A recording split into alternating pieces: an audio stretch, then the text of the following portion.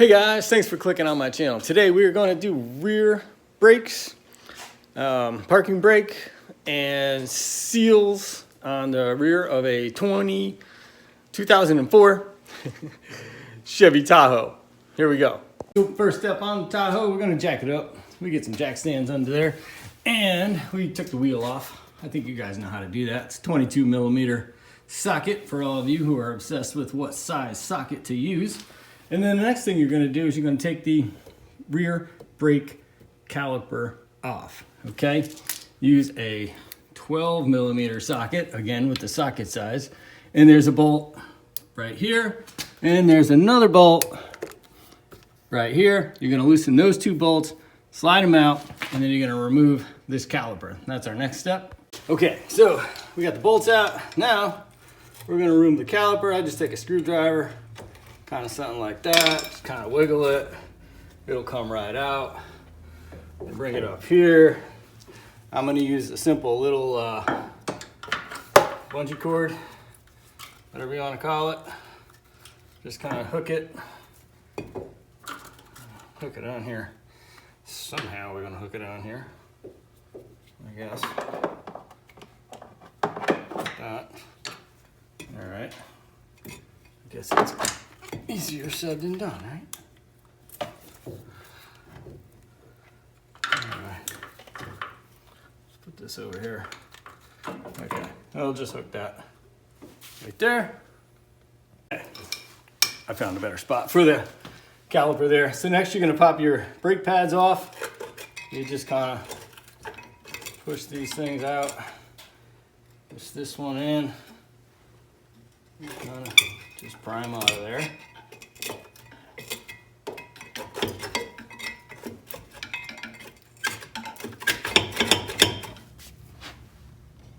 All right, so you pry those out with the screwdriver. Remember how they went in. You put your little squeakers out on the top. We'll get to that when we put it back in there later. But you're gonna remove those, and then next we're gonna remove this bracket. So next is the caliper bracket, like I mentioned.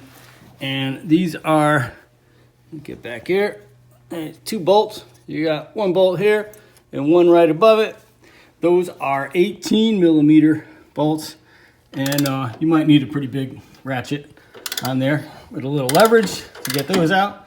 So we're gonna unscrew those and we'll pop off this bracket and we'll go from there.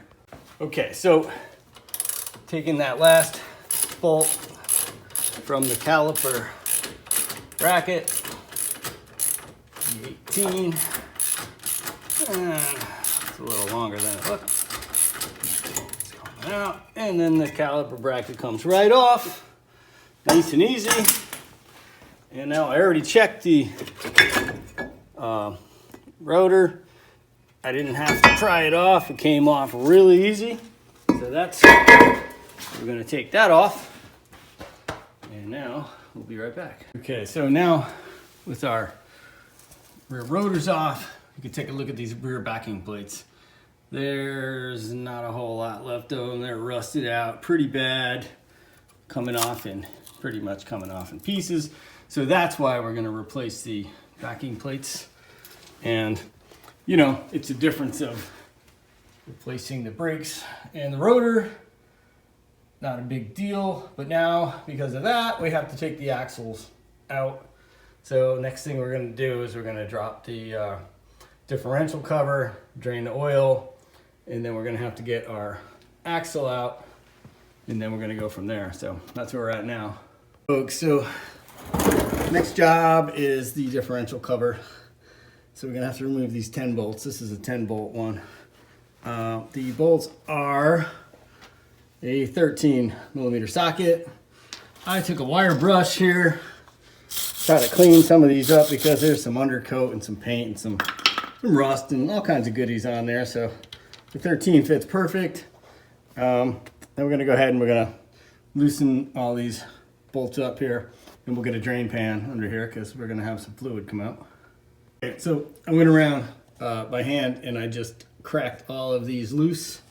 Now what we're going to do is we're going to start removing them, and we're going to leave the top one on there And then as you can see, the fluid is already starting to leak a little bit on the bottom here. So we're gonna get a drain pan and we're gonna slowly remove this cover. Now, I've seen other guys remove this bar that comes across the back here. I don't know if that's actually necessary or not, but if it is, there's one bolt there and we'll remove it. But I'm gonna try and leave it on there and remove the cover without it. So we'll see how that goes.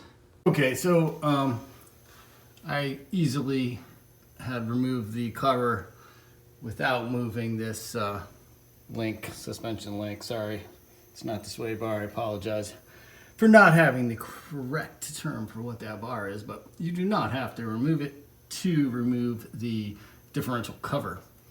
Okay, so now that we have the differential cover off, we're gonna put the vehicle in neutral, of course, with the tires chocked and jack stands and everything in place, because we're gonna need to spin this gear so we can get that, let's see if I can get myself over there.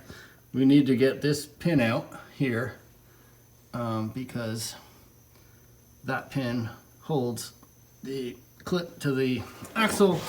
Anyway, I'll stop talking and we'll get right to it. We're gonna put the vehicle in neutral. So because we need the key to put it in neutral, we're gonna disconnect our battery so we don't run the battery down, because you gotta put the key in to put it in neutral and then you can't take the key out. So that's what we're gonna do next. Okay, so now we need to get to, the ball. We're in neutral, so we should easily be able to spin this gear around.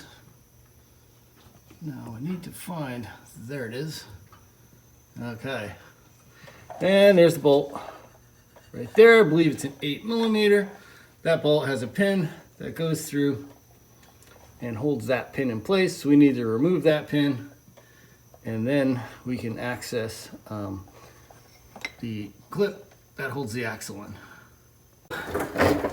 We were able to get the bolt loose. I think somebody might have been in here before and possibly stripped that nut a little bit. So we had a little bit of a hard time, but we got that out. So now we're gonna pull that nut out, and then that pin in the center, let's see if I get my hand, hang on one second. Here we go, we'll get a little screwdriver. So this pin here needs to come out, which is down here. So we're gonna turn the gear up. Once we pull this pin out, this pin should come out because that's what's holding it in. And the reason we need to do that is because there's little clips in here that hold the axle, and the axle needs to come in a little so we can remove the clip.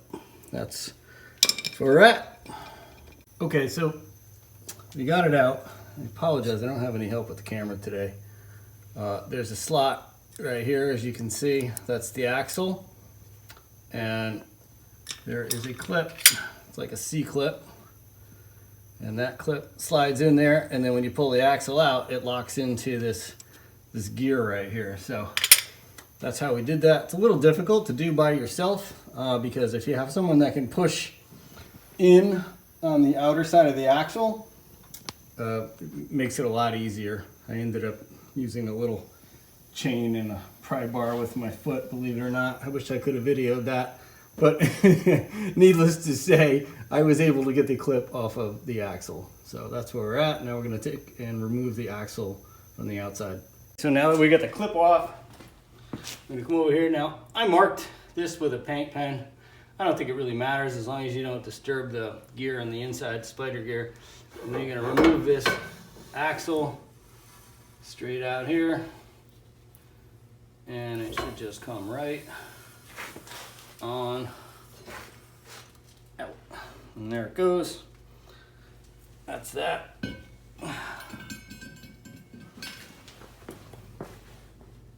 Now that we have the axle out, it's a little close. So what you want to do is you want to clean this area off here, and you want to check, because this is where your seal for the differential, which I'll show you right over here. This is the seal, the differential, and that seal seats right on this axle here. So you want to make sure. Now you can see a couple little grooves, but like I could barely even feel them with my fingernail. So I'm going to say that this axle's fine. And then before, when we were trying to show you in the back, that's the part where that C-clip goes right into the axle and that holds the axle in. So when you go around a corner, your axle doesn't come flying out. So that's where we're at. Next, we're gonna work on the seal and check the bearings. Getting these backing plates off. This little bracket here goes right there, and that's gonna hold your parking brake. This is your parking brake thing here. So we remove that. Brake shoe comes off. It's the expander, the adjuster is right here.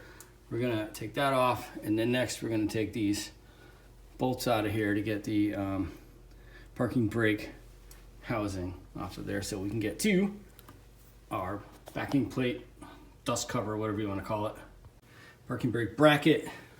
We have these 4 bolts right here, and those are a 18, if you can see it on there, 18 millimeter for these 4 bolts right here. So we're gonna take those out, and then we'll take the parking brake bracket off so we can get that dust cover off. So as you can see, there's not a whole lot left of this cover. So we have our parking brake bracket off, and this is with a little prying.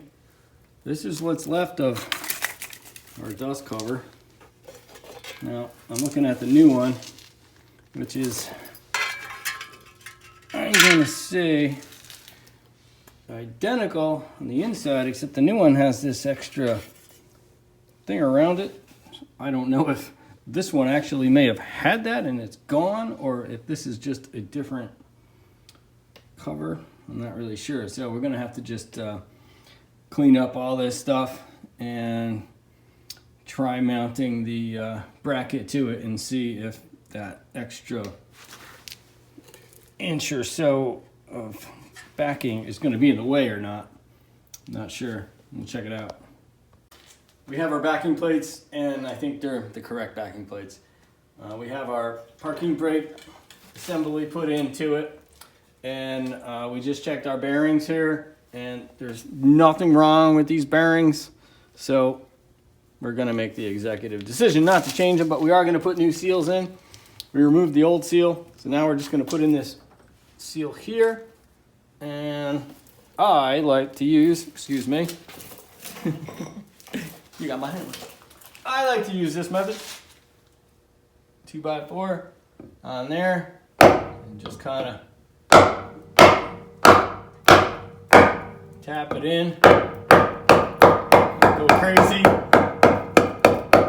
Even you can take your finger, you can feel around it that it is all, and it's in there nice and evenly. All right, so that's where we're at with that. Our seal back in. We're gonna put some oil in there, some gear oil in there, and we will lube this up so when we slide the axle in, it doesn't mess up the seal.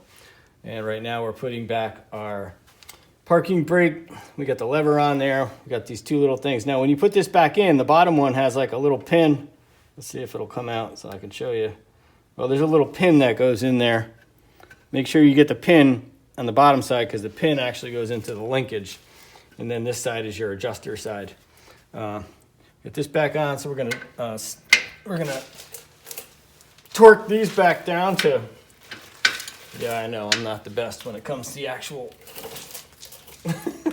correct torque, but we clean those all up.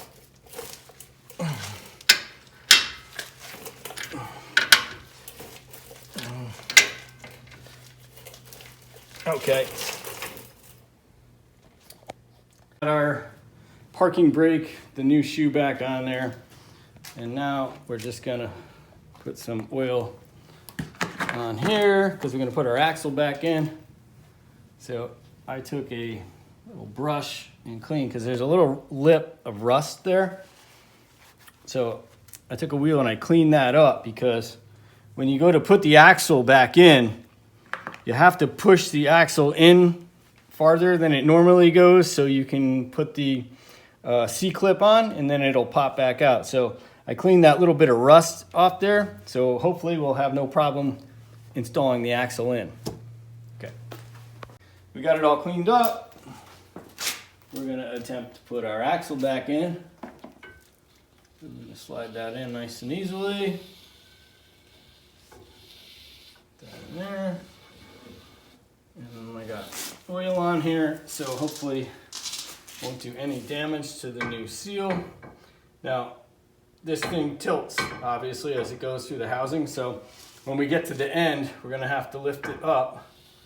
So hopefully it will go in all the way. Not 100% sure. And we're going in all the way, so now I'm gonna go look on the bottom and check. So I wasn't able to video that, but we pushed the axle in, and then we slid our C-clip back in there, and then you just pull the axle out so the C-clip seats into this gear right there, and that way you're good to go. If the clip doesn't fall out, you know you got it in right. Okay, that's that. Now we're gonna put the rest of the rotor back on. Shut this off. Okay, so like I said, on the other axle, there's a little rust bead that gets on the inside. So when you go to take that clip out, you got to push this axle in. So I took a 2x4 and I took a hammer and I kind of tapped it in, but it wasn't going in far enough. So I don't know, I've never seen anyone else do this, but this was my little ingenious idea. Is you hook a chain to the bottom of the frame here, and you take a bar like this, and you hold the chain and you pry on this bar, and it pushes the axle in just far enough that the clip will fall out, or if you have someone that can grab the clip out with the magnet, it works. But just a quick tip, I don't know, little hook, little chain, kind of works. Anyway.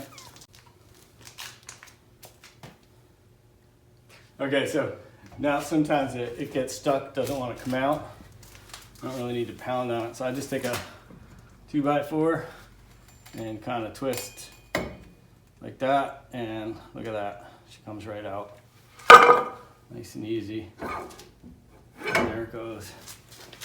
Dropped. There we go. We're gonna pull that right on out. And that's that. So here's where we left off here.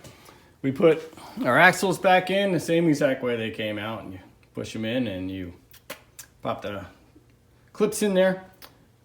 We got our new rotors on. We have our emergency brake shoe and hardware all intact. The problem we came across was the gentleman gave us the wrong brake pads. So we're gonna have to go back to the store. I'll bring the old brake pads and we'll match them up so we get the correct brake pads, and then we can put the brackets and the calipers back on. And then of course, we do have the differential together. We got our pin back in and everything's intact the way it's supposed to be. So now we're just gonna have to clean up the gasket there and cover, and that will be tomorrow's project. So we'll be back tomorrow. Okay folks, so we're back, all right? We have got the correct brake pads now. Minor little hiccup at the store. Anyway, we went back, we exchanged them. So these are the proper pads. Now, when you put them back on, you know, get your rotors in there. And when you put this bracket on, the easiest way to do it is to put the brake pads in this bracket and then put the bracket on. Some vehicles are different. You can put them right in the caliper, but anyway, this one, I put them on so it looks like that. And then we're gonna take our caliper next. I'm gonna slide that caliper over and we will torque everything down, and that's where we're at. Our caliper on. So you have to squeeze your pistons. This is a dual piston caliper. This is how I do it. I use the old brake pad and one of these big clamps. You can use a big channel lock, or there's all kinds of nifty little tricks on how to push those pistons back in. But these ones, you just clamp them down, push your piston back in, and then you'll be able to install your caliper. But note, there is a clip that goes in here that puts pressure on the brake pad. And we're gonna put some brake grease on the back of these pads. That's where we're at. So we put our caliper bracket on. Those two 18mm bolts in the back, I cleaned them up. Some people use Loctite on those. I usually just put anti-seize on everything. I don't know if that's correct or isn't correct. It's the way I've always done it, and God willing, I've never had one fall off or loosen up. So, you know, use your own discretion on that. If you want to use Loctite, use Loctite. And then we're going to put back, you know, we put our caliper back on, and we're going to tighten up our two 13mm caliper bolts in there. We put a little brake grease on the back of the pads, and that's where we are on this side. We got this side all done. Rotor's on there, emergency brakes adjusted, bolts are down. And sometimes, because it is my own truck, I like to make it a little fancy. So I take a piece of cardboard and some spray paint just to make it look a little bit pretty. So this side's all done. And now we're gonna go over and we're gonna finish the other side. And then, of course, we gotta put together the differential cover. So we got all that back together. We put the differential cover on. We had to clean that off, put a new gasket on. We got that all torqued down. So now we're gonna put our oil in. First, we use this PosiTrack limited slip additive. We're gonna put that in there. And then this truck calls for 7590 synthetic. And that's where we're at. And on the front of the differential, this is the fill. And you just use a 3/8 socket. You go in there. I got it on the wrong way, but and you unscrew this plug right here. Okay, we got that out. And now you're gonna put the limited slip stuff in first, and then you're gonna fill it up with the other fluid until it levels out on this one. Okay, so we got everything back together here. We got it cleaned up. We got our fluid in there.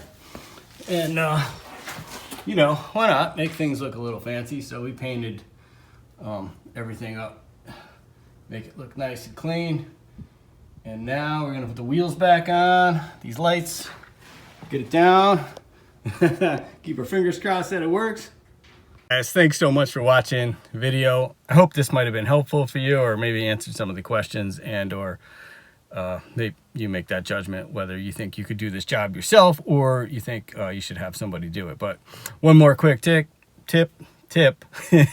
We're gonna start the vehicle up, and I said this before in some other videos. Anytime that you have compressed your brake calipers, when you get back into the vehicle, start it up. Make sure you pump the brake back up so you have brakes, because sometimes people do that. They don't step on the brake, and it takes a couple of times, and you could roll into something. So we're gonna give it a shot right now. We're gonna start it up in a minute. I gotta reset the battery because the DEF system has kicked on, but we'll be right back.